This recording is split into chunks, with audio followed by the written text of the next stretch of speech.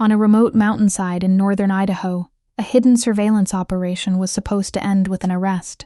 Instead, in a matter of seconds, a barking dog, a burst of gunfire, and 2 deaths transformed a federal manhunt into one of the most controversial standoffs in modern American history.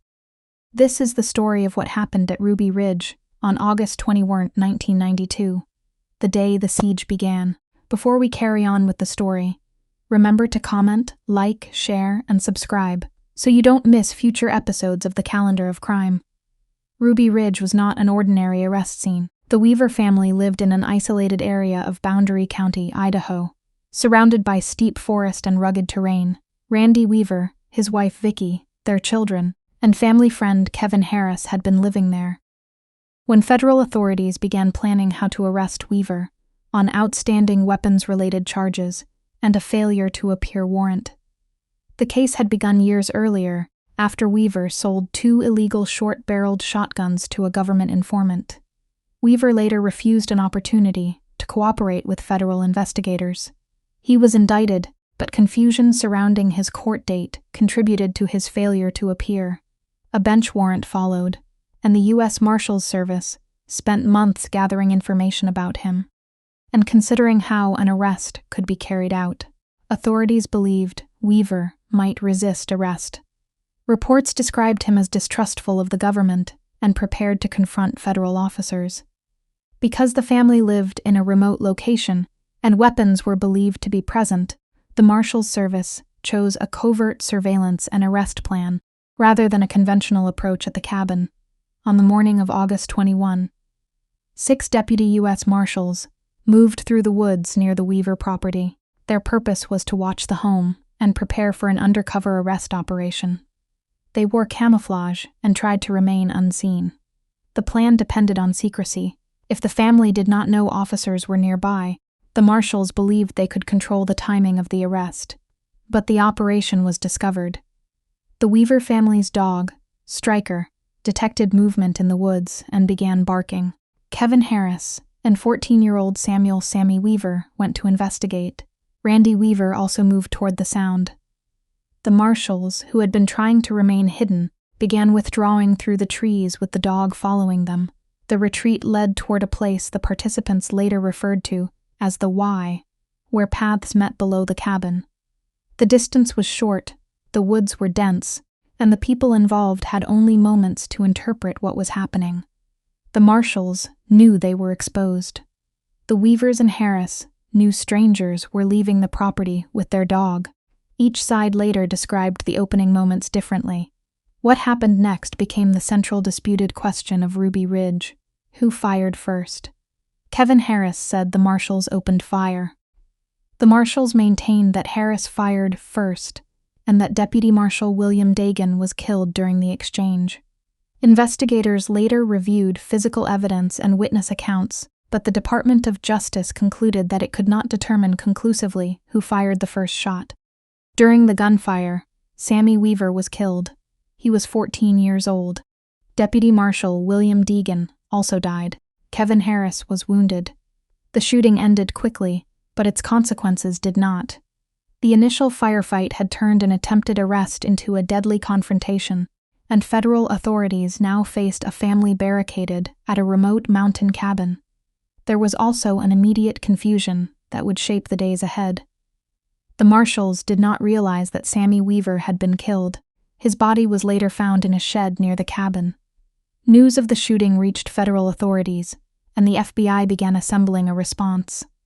What had started as a surveillance mission was now being treated as a major armed standoff. By the afternoon of August 22, FBI personnel, including members of the hostage rescue team, had arrived. Their mission was to establish control around the property, gather intelligence, and bring the surviving occupants out safely. But the crisis was already under enormous pressure. A deputy marshal was dead, a child was dead, and the people inside the cabin did not trust the government surrounding them. The next day brought another burst of violence. An FBI sniper fired 2 shots. The first wounded Randy Weaver.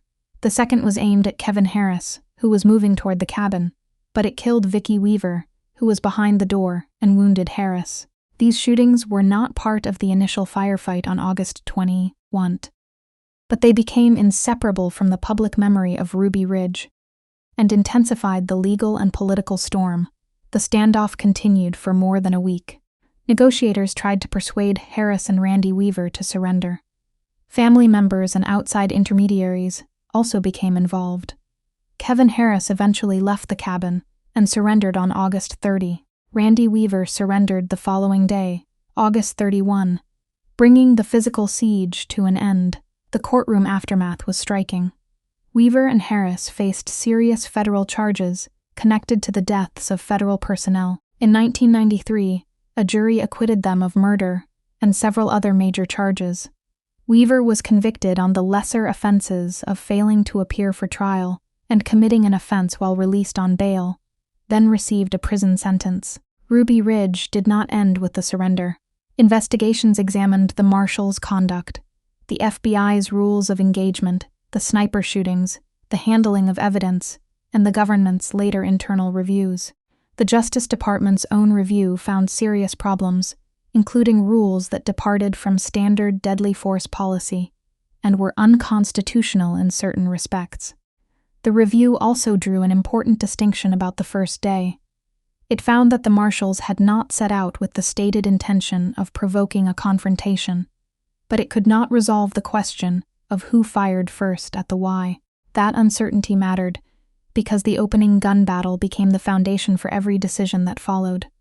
The FBI deployment, the rules of engagement, the siege, and the public argument over federal power. For many Americans, Ruby Ridge became a symbol of government overreach and a warning about the dangers of militarized law enforcement. For others, it remained a case involving an armed fugitive, a dangerous arrest, and officers attempting to respond to lethal resistance. The historical record is more complicated than either slogan. It contains a warrant, a covert operation, conflicting testimony, poor communication, deadly force, disputed rules, and a chain of decisions that turned a remote arrest into a national controversy. The first shots at Ruby Ridge lasted only moments. Their impact lasted decades.